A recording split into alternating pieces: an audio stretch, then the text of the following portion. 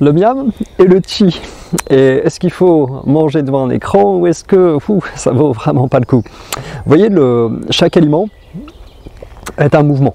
Donc par mouvement, ça va être un mouvement de chi dans le corps, et même juste en regardant un aliment, quand on a un petit peu de pratique, on peut sentir en fait déjà l'effet que ça fait sur notre corps. Quelle synergie, comment dire, quelle influence ça va créer sur notre corps.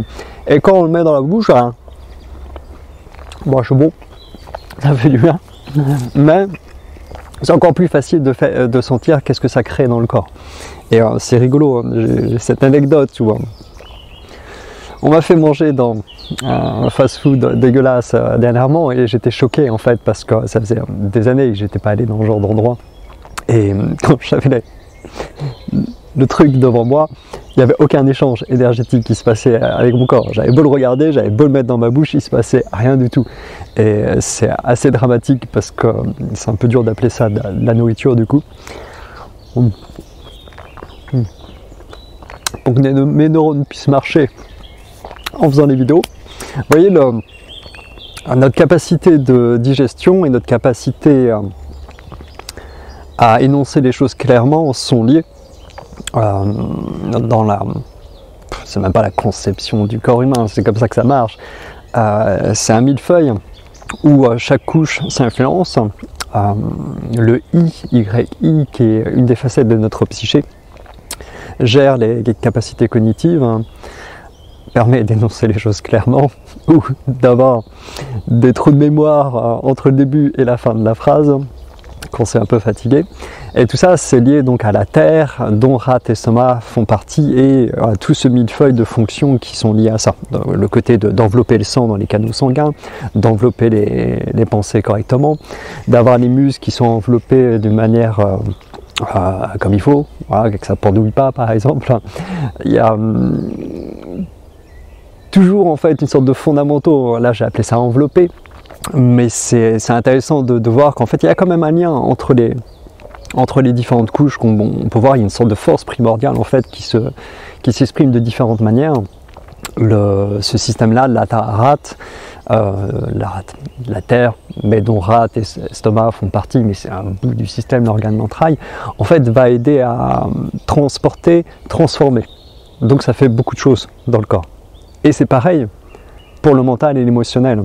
Les différentes parties de notre psyché en fait vont envoyer des informations en quelque sorte à ce système-là, qui va faire un composite et qui va permettre, on l'espère, de pouvoir répartir une action juste ensuite, voilà, après avoir bien, comment dire, macéré un petit peu tout ça, la conscience des possibles, c'est ça qui est derrière en fait ce système. Donc soit ça nous surcharge et ça part en inquiétude, rumination, etc. etc. Soit la pensée elle est claire, elle est progressive, elle avance direct là où il faut, en mode step by step. Pour revenir à la nourriture, donc chaque chose qu'on mange est un mouvement, ce qui veut dire déjà que si vous avez 10 000 mouvements en même temps, c'est un petit peu le chaos, d'où l'art de bien agencer les choses, et l'art aussi des fois de faire preuve de plus de retenue sur les associations, notamment le soir où la capacité digestive elle est moins forte, pour pas être bombardé de 10 000 saveurs qui stimulent trop le cœur en quelque sorte, alors que c'est le moment d'aller se coucher dans quelques heures, quoi. C'est le moment d'y aller tranquille. Donc peut-être être plus minimaliste le soir. Vous voyez, il y a ce dicton, je ne sais pas d'où ça vient, je ne sais pas ce que ça veut dire, mais tout le monde le répète, où le matin tu manges comme un roi, tu manges comme un prince le midi, et le soir comme quelqu'un voilà, qui n'a pas trop les moyens.